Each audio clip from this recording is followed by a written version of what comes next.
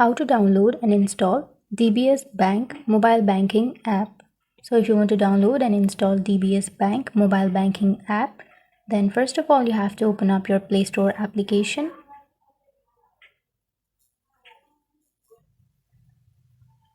And after opening your Play Store, on the upper side you will have a search bar. Simply tap on the search bar and then you have to search for DBS Bank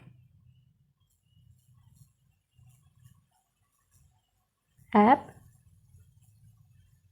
And here after searching you will have DBS banks, so you can choose your bank like DBS DG Bank or DG Bank by DBS India if you want the Indian app, or if you want the wealth app like DBS DG Bank Wealth, you can choose any one of the app. So after choosing you can simply tap on install if you want to download and install, and it may take some time depending on your connection like your Wi-Fi or data.